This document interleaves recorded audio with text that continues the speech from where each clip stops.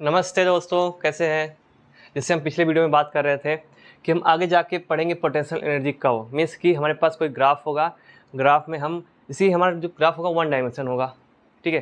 Means हमारा जो particle है मूव करेगा कंजर्वेटिव फोर्स के अंदर वन डायमेंशनली, ठीक है। जैसे हम ग्रेविटेशन फोर्स की बात करते हैं, स्प्रिंग फोर्स की बात करते हैं, वहाँ पे वन डायमेंशन मोशन होगा।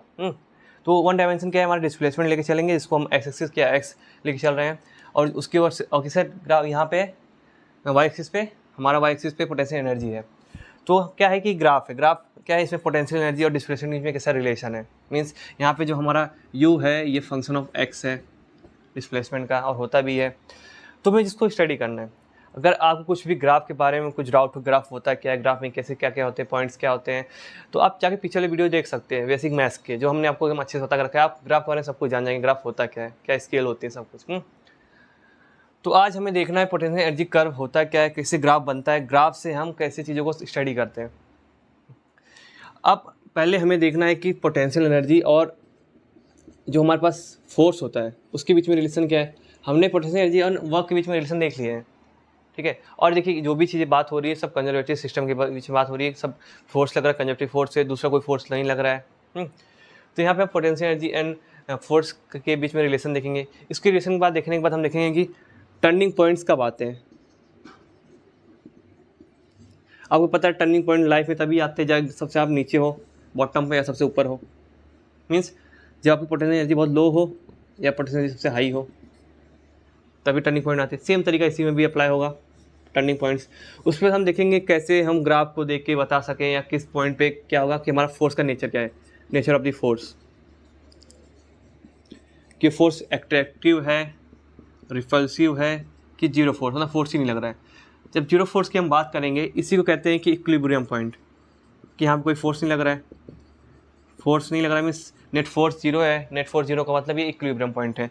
अब इक्विलिब्रियम पॉइंट जब हम पढ़ेंगे तो हम पढ़ेंगे इक्विलिब्रियम पॉइंट में तीन टाइप के पॉइंट इक्विलिब्रियम पॉइंट होते हैं। एक होता है स्टेबल इक्विलिब्रियम, एक को कहते हैं हम अनस्टेबल इक्विलिब्रियम, एक को हम कहते हैं न्यूट्रल इक्विलिब्रियम। एकदम अच्छे से सबको समझते हुए, चीज़ों को लॉजिकली और हमारे एनालॉजिली, मतलब हम आसपास की चीज़ों से जोड़ते हुए चलेंगे एग्जांपल लेते हुए, ताकि चीज़ें आपको समझ में भी आए क्या होता है, ठीक है नहीं। हम देखेंगे कि कुछ टाइम बाद कि जैसे हम एट्रैक्टिव फोर्स की बात करेंगे, वहाँ पे क्या होगा चीज़ें du/dx, मतलब देखेंगे क्या होता है, प्लस होता है, नेगेटिव होता है, कैसे क्यों होता है, एकदम बारीकी से आप समझ के चलेंगे। एकदम अच्छा एग्जाम्पल भी लेंगे हम। चलिए स्टार्ट करते हैं पहले रिलेशन के between potential energy and force. तो जिससे आपको पता है कि हम पोटेंशियल एनर्जी की बात करते हो, चेंज की बात करता है, चेंज इन पोटेंशियल एनर्जी, है कि नहीं, क्योंकि उससे पोटेंशियल कुछ एग्जिस्ट नहीं करता, हमेशा चेंज की बात करता है। तो चेंज इन पोटेंशियल एनर्जी है। अब हम ये सब किस में बात करें, सभी चीज़ें वन एक्सिस, मतलब वन डायमेंशन मोशन में बात कर रहे हैं। अब हमने देखा था चेंज इन पोटेंशियल एनर्जी जो होता है ये negative of the work done होता है, जो कंजर्वेटिव फोर्स काम करता है। और हम वर्क डन की बात करें, वर्क डन क्या होता है, देखिए टोटल वर्क डन है। टोटल वर्क डन क्या होगा, ये होगा हमारा एफ एक्स। एक्स एक्सिस की बात करें तो हमारा जो फोर्स लग रहा है एक्स एक्सिस की ओर, और डी एक्स में अभी देखिए कि हमारा जो वर्क है ये टोटल वर्क है ना कि छोटा सा वर्क है। टोटल वर्क मीन्स कि मान लीजिए हम यहाँ पे थे, यहाँ से यहाँ गए x1 से x2 की ओर, तो ये जो डिस्प्लेसमेंट है ये dx तो है नहीं, बहुत बड़ा है, डेल्टा एक्स मान के चलते हैं, डेल्टा एक्स, ठीक है नहीं। तो एफ एक्स डेल्टा एक्स। देखिए अभी क्या हो सकता है, हम पढ़े थे एफ क्या होता है, डॉट डेल्टा एक्स होना चाहिए, है कि नहीं। तो देखिए जब हम लिखते हैं इसका मतलब क्या होता है, ये F delta x cos theta, theta क्या हुआ, angle between the F and delta x. तो अगर हम इसको क्या लिख सकते हैं, इसको एफ एक्स लिख सकते हैं, एफ एक्स क्या जाएगा एफ कॉस थीटा, तो हम डायरेक्ट ये लिख रहे हैं, ठीक है। और जो डेल्टा एक्स है इसके अंदर हमारा जो वर्क डन हो रहा है या जो फोर्स लग रहा है वो हमेशा कांस्टेंट है, इसलिए हम डेल्टा एक्स मान चल रहे हैं, ठीक है। तो देखिए यहाँ पे अगर हम देखना चाहिए एफ एक्स क्या हो जाएगा, यहाँ पे माइनस लग ही जाएगा क्योंकि वर्क की वैल्यू होती है एफ एक्स डेल्टा एक्स। तो देखेंगे एफ एक्स क्या हो जाएगा हमारा, डेल्टा यू माइनस हो जाएगा क्योंकि यहाँ पे देखेंगे माइनस अपॉन डेल्टा एक्स। ये तो क्या कि बड़े से रेंज में हम बात कर रहे हैं, बड़े से रेंज में बड़ा सा पोटेंशियल एनर्जी का चेंज होगा, उसके बीच में मतलब बहुत एवरेज की बात करें, ये जो हमारा फोर्स है ये एवरेज है, चेंज इन पोटेंशियल एनर्जी, हाँ चेंज इन डिस्प्लेसमेंट की बात कर रहे हैं, ये क्या है हमारा एवरेज है। लेकिन अगर मुझे इंस्टेंटेनियस की बात करना है, छोटे से जगह में मतलब बात करना है, इंस्टेंटेनियस तुरंत, जैसे अभी हम एवरेज की बात की, मान लीजिए हम यहाँ थे, इसके कुछ पोटेंशियल एनर्जी थी, फिर किसी और डिस्प्लेसमेंट में गए, इसमें कुछ पोटेंशियल एनर्जी थी y1 u2, तो डेल्टा u हो गया u1 u2 माइनस u1, यहाँ पे डेल्टा x हो गया x2 माइनस x1। तो बताइए फोर्स क्या होगा, तो Fx equal to delta u upon delta x minus 7। तो ये एवरेज की बात करेगा इसके बीच में, यहाँ पे फोर्स की वैल्यू चेंज हो सकती है कि नहीं। तो ये जो हमने लिखा है, अगर इसको और बेहतरीन तरीके लिखा जाए तो ऐसे लिखना चाहिए था हमें कि जो du होगा ये होगा डेल्टा dw के बराबर होगा माइनस dw।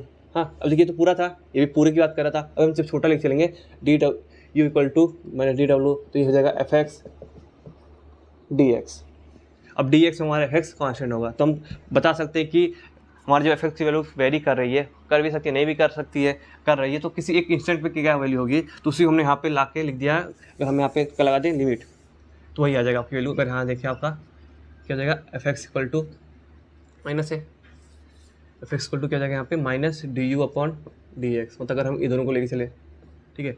तो वो इसीलिए क्या इसमें क्या करना है, अगर हम लिमिट लगा दें, अगर हम बात करें fx इंस्टेंटेनियस कभी भी बात करें किसी एक पॉइंट पे, क्या होगा, लिमिट डेल्टा एक्स को टेंस टू जीरो कर दें, आप वो लिखिए या ये लिखिए, दोनों का मतलब एक है।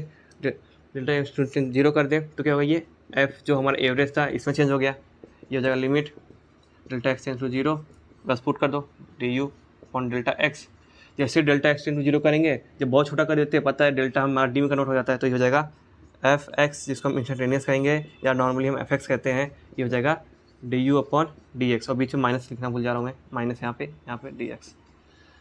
तो देखिए हमारा रिलेशन क्या आ गया, अगर हम एफ एक्स की बात करें, मतलब force on x axis along x axis हो जाएगा कितना, minus D U upon D X, है कि नहीं।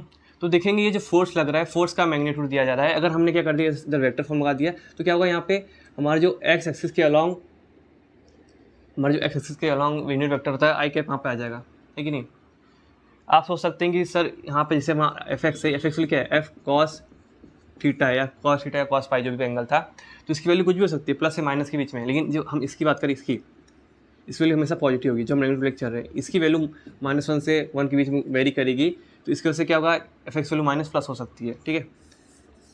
तो अगर हम देखें क्या नाम है वेक्टर फॉर्म में, तो ऐसा हो जाएगा। अगर नॉर्मल फॉर्म में देखें, F X equal to minus D U upon D X, है नहीं, ठीक। तो हम लोग नॉर्मली ये लिख चलेंगे, एक प्लस माइनस कुछ भी हो सकता है। अब ऐसा कन्फ्यूज मत होइए कि आप बोले दे कि एफ की वैल्यू क्या होता है, हमेशा पॉजिटिव होगा, लेके चलना है।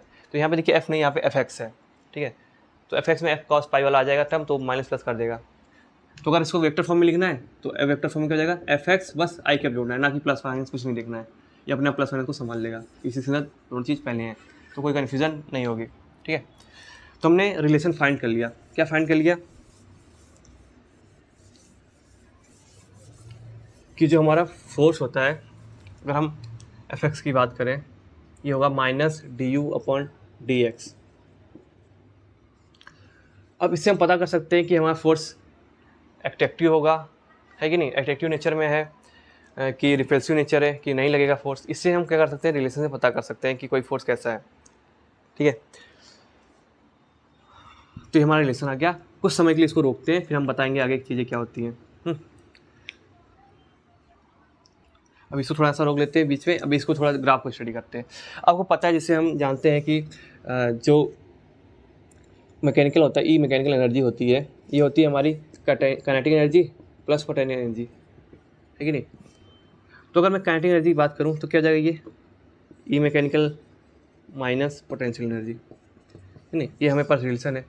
देखिए जब हम बात करें कि आपको पोटेंशियल एनर्जी का ग्राफ बन के मिलेगा, तो उसमें काइनेटिक एनर्जी दिखेगी नहीं, है कि नहीं। तो और हमें टोटल एनर्जी दी रहेगी, तो टोटल एनर्जी के लिए क्या करेंगे हम लोग, कोई फिक्स एनर्जी देगी तो हमें सीधा स्ट्रेट लाइन खींच लेंगे। जैसे ये देखिए ग्राफ, अगर हम इसको भूल जाएं, ये जो बीच में लाइन है, अगर हम इसको भूल जाते हैं, हटा देते हैं इसको थोड़ा क्वेश्चन के लिए। तो मान लीजिए कोई एक पार्टिकल है, मोशन कर रहा है कंजर्वेटिव फोर्स में, वन डायरेक्शन में, 1D डायरेक्शन में, जो एक्स एक्सिस हम आगे चल रहे हैं, तो उसका जो ग्राफ आया है, उसके पोजीशन जो रिलेट करने पे ये ग्राफ है उसका। यहाँ पे बहुत सारे पॉइंट्स हैं, इस पॉइंट्स के बीच में क्या क्या चीज़ हम बताएंगे आपको। ये जो एनर्जी दी गई है सब जूल में, एक्स जो हमारा डिस्प्लेसमेंट है, मीटर में हो सकता है, सेंटीमीटर में हो सकता है, जो मर्जी उसमें हो सकता है, उसमें हमको टेंशन की जरूरत नहीं है। तो देखेंगे ये जो दिया गया, ये हमें बताया पोटेंशियल एनर्जी। अगर मैं बोलूँ x1 पे कितनी पोटेंशियल एनर्जी है, तो देखिए 5 की ओर जा रहा है, तो 5 जूल। x2 पे 0 जूल, x3 पे तो यहाँ से कर लेंगे 4 जूल, x2 पे कुछ 2.5 जूल, x5 पे 5 की जूल के आसपास या उससे कम है थोड़ा, कि नहीं, उससे थोड़ा कम है। तो ये हमें क्या मिल जाएगा, यहाँ से हम बता सकते हैं कि पोटेंशियल एनर्जी क्या होती है। आपको पता ही है कि हम जब ग्राफ की बात करते हैं, ग्राफ जब ड्रॉ करते हैं, जो हमारा एक्स एक्सिस पे वैल्यू होता है उसकी वैल्यू हम फंक्शन में रखें, जिससे हम यहाँ पे एक्स वैल्यू रखें, जिससे हम करें कि y इक्वल टू x1 पे क्या होगा। तो देखिए x1 की वैल्यू कितनी है, 5 है, तो 5 जूल होगा। तो हम जब इनपुट पुट करते हैं हमें आउटपुट मिल जाता है, तो हम यहाँ से देख के बता सकते हैं सेम। अगर मुझे बात करना है कि हमारा काइनेटिक एनर्जी क्या होगा, तो काइनेटिक एनर्जी के लिए आपको क्वेश्चन में दिया होगा कि आपकी जो क्वेश्चन होगा उसमें दिया होगा कि हमारा जो पार्टिकल है मूव कर रहा है उसका जो मैकेनिकल एनर्जी है, टोटल मैकेनिकल एनर्जी, हाँ वो दी रहेगी। तो मान लेते हैं हमारे पास एक क्वेश्चन है जिसके अंदर बताया कि मैकेनिकल एनर्जी इतनी है, मैकेनिकल है, और इसकी वैल्यू कितनी है, 5 जूल। तो पूछ ले कि बताइए भाई, मैकेनिकल दे दिए, पोटेंशियल एनर्जी दे दिए, एक इक्वेशन है, इसके अंदर क्या था, 3 वेरिएबल थे, 3 वेरिएबल में 2 वैल्यू मालूम है, तो तीसरा हम निकाल सकते हैं सॉल्व करके, क्योंकि इक्वेशन भी रिलेट कर रहा है, कंडीशन दिया है। तो बाकी से हम बता सकते हैं कि क्या वैल्यू होगी। जैसे हम बात करें काइनेटिक एनर्जी, पोटेंशियल एनर्जी, अगर मान लीजिए x1 पे पोटेंशियल एनर्जी कितनी होगी, x1 पे काइनेटिक एनर्जी कितनी होगी, क्योंकि पोटेंशियल एनर्जी हम देख के बता सकते हैं। तो x1 में 5 जूल है, मैकेनिकल फिक्स है, तो 5 - 5 0 हो जाएगी, ठीक है नहीं। x2 पे कितनी होगी, x2 पे वैल्यू पे देखिए पोटेंशियल एनर्जी हमारी कितनी है, 0 जूल है, और 5, ये तो 5 जूल फिक्स ही है, तो 5 जूल माइनस 0 जूल, तो काइनेटिक एनर्जी हमारी हो जाएगी 5 जूल, ठीक है नहीं। तो ऐसे हम बता सकते हैं। तो हमारे ये बनाने का मकसद क्या था, हम बता रहे हैं आपको। हमारे ये बनाने का ये मकसद था कि कहाँ टर्निंग पॉइंट आता है। हम टर्निंग पॉइंट के साथ चल रहे हैं अभी। टर्निंग पॉइंट कैसे पता चलेगा टर्निंग पॉइंट है, आपको पता है कि जब तक आपके पास क्या होगा कि एनर्जी होती है, एनर्जी में काइनेटिक एनर्जी होगी, तब तक आप मोशन करेंगे, मूव करेंगे, है कि नहीं, जब तक आपकी लास्ट तक काइनेटिक एनर्जी बची रहेगी। जैसे आपकी काइनेटिक एनर्जी जो थी आपके पास वो किसी और फॉर्म में हो गई, मीन्स पूरा जो था, हाँ काइनेटिक एनर्जी उसमें नहीं रहा, खत्म हो गया, वो किसी चीज़ में स्टोर हुआ होगा। जैसे पूरी एनर्जी काइनेटिक एनर्जी खत्म, वेलोसिटी 0 हो गई, तो उसके बाद क्या होता है, पोटेंशियल एनर्जी बहुत ज़्यादा हो जाती है, पोटेंशियल एनर्जी ज़्यादा होगी और काइनेटिक एनर्जी 0 हो गई, तो पोटेंशियल एनर्जी जैसे काइनेटिक 0 मतलब वहाँ पर रुक जाएंगे, आप रुक जाएंगे। जैसे आप यहाँ जा रहे हैं, अचानक में आपकी मतलब वेलोसिटी अचानक नहीं, किसी कारण से वेलोसिटी 0 हुई, अब क्या होगा, यहाँ पे आपके पास बहुत सारी पोटेंशियल एनर्जी स्टोर होगी, तो ये आप पीछे वापस मूव करना स्टार्ट कर देंगे। तो यहाँ पे आते आते आपकी काइनेटिक एनर्जी किस में कन्वर्ट हो गई, पोटेंशियल एनर्जी में। और यहाँ पे जैसे वेलोसिटी 0 हुई, मीन्स काइनेटिक एनर्जी 0 हुई, फिर उसके बाद पोटेंशियल एनर्जी काम करेगा। जिससे आप बहुत चीज़ें आपकी एनर्जी स्टोर हो गई है। आपको पता है कि कोई भी ऑब्जेक्ट यूनिवर्स में चाहता है कि कम से कम पोटेंशियल एनर्जी में रहे। जब हम मूव कर रहे थे, हम कंजर्वेटिव फोर्स की वजह से हमारी काइनेटिक एनर्जी पोटेंशियल में कन्वर्ट हो रही थी, स्टोर हो रही थी। यहाँ लास्ट जाते जाते स्टोर मतलब एकदम मैक्सिमम स्टोर कर सकते थे, उतना मैक्सिमम स्टोर हो गई, किसी बात का काइनेटिक 0 हो गई, उसके बाद एनर्जी बचा नहीं की और भी हम काम करें, तो पोटेंशियल ज़्यादा हो गई। अब पोटेंशियल जैसे ज़्यादा होगी, तुरंत आप चाहेंगे कि मेरी पोटेंशियल कम हो जाए। कम करने के चक्कर में आप क्या करेंगे, मतलब वही वेलोसिटी वापस मिलना स्टार्ट होगी, इसकी एनर्जी बढ़ना स्टार्ट हो जाएगी। तो देखिए पहले यहाँ जा रहा था, फिर अचानक में क्या हुआ, टर्न हो गया, ठीक है नहीं। तो क्या हुआ, ये टर्निंग पॉइंट है, जहाँ पे क्या होता है हमारा काइनेटिक 0 हो जाए, वो टर्निंग पॉइंट आ जाती है। अब ऐसे ही देखे होंगे, जैसे आप सीधे चल रहे हैं व्हीकल से, अगर व्हीकल से आप सीधे चल रहे हैं, अगर आपको पीछे आना है, एक ना एक पॉइंट पे आपको काइनेटिक एनर्जी आपकी 0 करनी पड़ेगी, मतलब एक ना एक पॉइंट पे आपको वेलोसिटी 0 करनी पड़ेगी। अगर वो स्ट्रेट रोड हो, क्या हो एकदम स्ट्रेट, कहीं आप घुमाने का चक्कर नहीं है, आप एकदम स्ट्रेट हैं, तो अगर आपको पीछे वापस आना है तो एक जगह आपकी वेलोसिटी 0 होगी ही होगी। अब ऐसा नहीं कि आप चल रहे हैं पीछे भी आ जाएंगे बिना किसी वेलोसिटी 0 किए, एक ना एक पॉइंट होगी, उस पॉइंट को क्या कहेंगे हम, टर्निंग पॉइंट, जहाँ वेलोसिटी 0 जाती है, जहाँ पे काइनेटिक एनर्जी 0 हो सकती है। तो ठीक है, अब ध्यान से कि इधर कुछ और भी बताना चाह रहा था मैं। देखिए इससे हमारा जो पार्टिकल है इसकी पोटेंशियल एनर्जी दी गई है। हमने बताया कि उस बहुत मतलब और भी चीज़ें ड्रॉ कर दी, बोला कि एक जो पार्टिकल है उसकी जो मैकेनिकल एनर्जी हो सकती है 5 जूल हो सकती है, उससे ज़्यादा नहीं हो सकती, है कि नहीं। एक कंडीशन अप्लाई कर दिया उसके बाद। तो देखिए जैसे हम देख रहे हैं हमारा पार्टिकल यहाँ है, इसके बीच में इसके पास काइनेटिक एनर्जी है, इसके पास काइनेटिक एनर्जी यहाँ तक, इसके देखिए बीच में गैप है, तो ये जो गैप होगा इनके बीच में, जैसे इस बात करूँ, यहाँ से पोटेंशियल एनर्जी, इसके बीच में जो गैप है काइनेटिक एनर्जी, यहाँ तक पोटेंशियल एनर्जी, इसके बीच में गैप है काइनेटिक एनर्जी, है कि नहीं। तो यहाँ पे पार्टिकल मूव करेगा एकदम पुनः किसी रिस्ट्रिक्शन के मूव करेगा आगे पीछे, जैसे मैं तो आगे जा रहा तो आगे जाएगा, पीछे आ रहा। लेकिन जैसे ही देखिए यहाँ पे जैसे x1 में पहुँचेगा, x1 पे क्या होगा, हमारा काइनेटिक एनर्जी 0 हो जाएगा, क्योंकि यहाँ पे 5 जूल हमारा टोटल एनर्जी है, ये मैकेनिकल, माइनस x1 पे हमारा 5 जूल पोटेंशियल एनर्जी है, इस जगह 0। आप देखेंगे जब इसके ऊपर की बात करें, x1 से जब टूवर्ड्स क्या जाएँ, लेफ्ट जाएँ, आप नहीं जा सकते, क्योंकि जैसे यहाँ पे हमारा पोटेंशियल एनर्जी काइनेटिक एनर्जी 0 हुआ, है कि नहीं। हम चाहें कि इसके पीछे आ जाएँ, इस साइड 5 से आगे, मतलब 5.1 या 5.2 ऐसे 6 जूल तक जाएँ, तो खींचेंगे जब हम 5 पॉइंट आए या 5.2, 5.3 या 6 जूल की ओर जब जाएंगे तो 5 माइनस अगर 5.1 करे, 5.2 करे, कुछ भी करे, ये वैल्यू आ जाएगी नेगेटिव, काइनेटिक एनर्जी हो जाएगी नेगेटिव, जो कि पॉसिबल नहीं है, क्योंकि काइनेटिक एनर्जी हमेशा एक पॉजिटिव क्वांटिटी है। क्यों है? क्योंकि ये है हाफ mv²।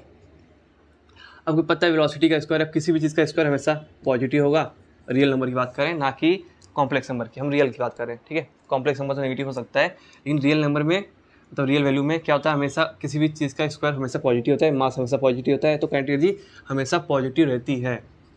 तो इस क्वेश्चन से अगर हम इस साइड आ रहे हैं तो कभी देखिए, कभी नेगेटिव हो सकती है काइनेटिक एनर्जी, नहीं हो सकती, मीन्स हमारा पार्टिकल यहाँ रुक जाएगा, काइनेटिक एनर्जी यहाँ पे जीरो हो गई, रुक जाएगा, इस वजह यहाँ नहीं, उल्टा नहीं जा सकता, इस साइड नहीं जा सकता। जब यहाँ नहीं जा सकता तो उसी पोटेंशियल एनर्जी जो पूरी आ चुकी है, ठीक है नहीं, पोटेंशियल जो पूरी मैक्सिमम स्टोर हो चुकी है, अब वो चाहेगा कि मेरी पोटेंशियल कम हो, हाँ मिनिमम पोटेंशियल एनर्जी स्टेट में होना चाहेगा, तो अपनी पोटेंशियल एनर्जी क्या करेगा, कन्वर्ट करना स्टार्ट कर देगा, किसके अंदर, वापस वेलोसिटी मिलने लगेगी उसको काइनेटिक एनर्जी में, तो ये वापस मूव करना स्टार्ट कर देगा दूसरी ओर, मीन्स यहाँ से टर्न कर देगा। तो ये जो हमारा x1 है, ये क्या हमारा टर्निंग पॉइंट है। अब देखिए जब हम आगे की ओर जा रहे हैं, अब जिससे टर्निंग पॉइंट आगे की ओर जाना स्टार्ट किया, तो देखेंगे ये आगे की ओर जाते जाएगा। अब यहाँ पे कहीं टर्निंग पॉइंट है नहीं, मीन्स इसके पास कुछ ना कुछ काइनेटिक एनर्जी बची है इसके बीच में, ऐसा टाइम नहीं आ रहा कि काइनेटिक एनर्जी जीरो हो जाए, जब तक काइनेटिक एनर्जी जीरो होगी नहीं तो टर्न होगा नहीं, ठीक है नहीं, मीन्स यहाँ से ये पार्टिकल मूव करेगा विदाउट, यहाँ पे कोई क्या है, there is no turning point, है कि नहीं, समझ गए आप। अब ध्यान से देखिए, तो समझिए टर्निंग पॉइंट क्यों हो रहा है, क्योंकि जब काइनेटिक एनर्जी जीरो होती है तभी टर्निंग पॉइंट आता ही है। ध्यान से देखिए x1 वे पे x1, ये जो हमारा x1 है, अभी हमने देखा जो फोर्स होता है, मान लीजिए हम fx लिख रहे हैं, ये -du/dx है, means change in potential energy, साथ माइनस। अगर इस पॉइंट पे हम बात करें, इस पॉइंट पे x1 पे अगर हम यहाँ पे एक टेंजेंट ड्रॉ करें, देखिए स्लोप कैसे निकालते हैं, किसी पॉइंट पे टेंजेंट ड्रॉ करके, ना आ रहा है वो तो पीछे जाइए वीडियो में, बेसिक मैथ्स में आपको मिल जाएगा। अब ये देखिए, ये जो x एक्सिस से एंगल बन रहा है, ये इसका एंगल होगा थीटा, थीटा जो बन रहा है ये देखिए 90 से बड़ा है, और हमारा स्लोप क्या होता है, tan थीटा, और स्लोप tan थीटा मीन्स ये du/dx है। जब एंगल 90 से बड़ा हो तो tan थीटा और 180 छोटा हो, है कि नहीं, हाँ 180 से छोटा हो, तो हमारा वैल्यू जो आती है tan थीटा की नेगेटिव आती है। जी में नेगेटिव है, मतलब ये पूरा नेगेटिव है, तो नेगेटिव का माइनस नेगेटिव करेंगे मल्टीप्लाई तो क्या होगा, पॉजिटिव हो जाएगा। तो इस पॉइंट पे इस पार्टिकल के ऊपर पॉजिटिव फोर्स लगेगा, मीन्स रिपल्सन लगेगा यहाँ पे, जैसी वेव की वैल्यू एफ एक्स की वैल्यू क्या आ रही है, पॉजिटिव आ रही है ना यहाँ पे, इस पॉइंट पे x1 पे, तो यहाँ पे जो फोर्स लगेगा क्या लगेगा, रिपल्सिव फोर्स। जैसे रिपल्सिव फोर्स लगेगा, पार्टिकल क्या करेगा, यहाँ रुक नहीं सकता, रिपल्सिव में धक्का दे रहा है, तो ये आगे की ओर जाएगा, मतलब अपने जो इनिशियल पोजीशन से उससे आगे की ओर भागेगा, मीन्स यहाँ पे मूव करना स्टार्ट कर देगा। ये हमारी नोट करने की बात है कि नहीं। तो जब रिपल्सिव फोर्स लगेगा क्या करेगा, हमारा पार्टिकल आगे की ओर मूव करना स्टार्ट कर देगा, इसलिए यहाँ पे रुक नहीं सकता, और ये टर्निंग पॉइंट था, क्योंकि यहाँ पे काइनेटिक एनर्जी जीरो होगी। जहाँ पे भी काइनेटिक एनर्जी जीरो होगी, पोटेंशियल एनर्जी मैक्सिमम हो जाएगी, वहाँ पे टर्निंग पॉइंट आएगा, क्योंकि पोटेंशियल एनर्जी ज़्यादा हम रखना नहीं चाहते हैं, कोई भी पार्टिकल नहीं चाहता, सब चाहते हैं पूरे यूनिवर्स में कि उनकी पोटेंशियल एनर्जी क्या हो, मिनिमम हो। तो जब काइनेटिक एनर्जी जीरो हो जाती है तो वहाँ पर पोटेंशियल एनर्जी मैक्सिमम हो जाती है, तो वहाँ पर वो नहीं रह सकते हैं, तो वहाँ पर टर्न कर जाएंगे, टर्न करेंगे तो उसी को कहते हैं हम टर्निंग पॉइंट, ठीक है नहीं। तो इतना समझ गए आप। अब देखिए जो भी बात हो रही कंजर्वेटिव सिस्टम में बात कर रहे हैं। अब देखिए ग्राफ हमने तो u और वर्सेस x का ग्राफ देख लिया, अब हम f और x के बीच में ग्राफ देखते हैं। अभी हमने देखा एफ एक्स क्या होता है, -du/dx। तो हमें इसका ग्राफ बनाना है कि f और x की, तो u और x के बीच में ग्राफ था, कोई टेंशन की बात नहीं, आराम से बना दिए। अगर मुझे f और x के बीच में ग्राफ बनाना कैसे बनेगा, ध्यान से देखिए इसमें ग्राफ, देखिए स्लोप है ना, ये स्लोप अगर हम इस पॉइंट पे देखें, x1 से पहले पॉइंट पे देखें, x1 के उससे पहले देखिए एक पॉइंट है यहाँ पे, मान लेते हैं इसको, देखें अगर मान लीजिए हमारा लाइन है, इसको अगर रख रहे हैं यहाँ से, तो देखेंगे यहाँ पे वैल्यू क्या हो रही है, एकदम फ्लैट, मतलब बराबर हो रही है, मीन्स चेंज होगा ही नहीं। डी जो होगा, ये डी अगर हम चेंज कर रहे हैं तो डी हमेशा जीरो आएगा, मीन्स यहाँ पे जो स्लोप है इसका, स्लोप एंगल देखिए, और किसका एंगल क्या हो रहा है, थीटा। अगर हम देखें स्लोप बन जाए तो एंगल क्या बन रहा है, हमारे एक्स एक्सिस से जीरो बन रहा है, तो tan थीटा क्या होगा हमारा tan 0, ये जो की वैल्यू 0 होगी, है कि नहीं। तो यहाँ पे क्या होगा, इस पॉइंट तक देखिए हमारा वैल्यू क्या आ रहा है 0। तब जब वैल्यू 0 आएगी तो 0 से मल्टीप्लाई कर दो माइनस तो भी 0 आएगा, मीन्स हमारे यहाँ तक फोर्स की वैल्यू क्या होगी 0। तो आप देखिए यहाँ तक बनाए हैं फोर्स की वैल्यू 0। जैसे ही हमने इस पॉइंट क्रॉस किया, देखेंगे कि स्लोप थोड़ा टर्न कर गया, ऐसे हो गया टेंजेंट के हिसाब से, है कि नहीं, मीन्स कुछ हमको स्लोप आ गया। अब ये स्लोप देखिए आगे जाते गया एक पॉइंट बहुत ज़्यादा मैक्सिमम होगा, फिर धीरे धीरे कम होना स्टार्ट कर देगा, है कि नहीं। अब x1 मैक्सिमम नहीं है, देखिए ऐसा था x इससे क्या, फिर धीरे धीरे करके एक टाइम में मैक्सिमम, फिर एक बार कम हो गया।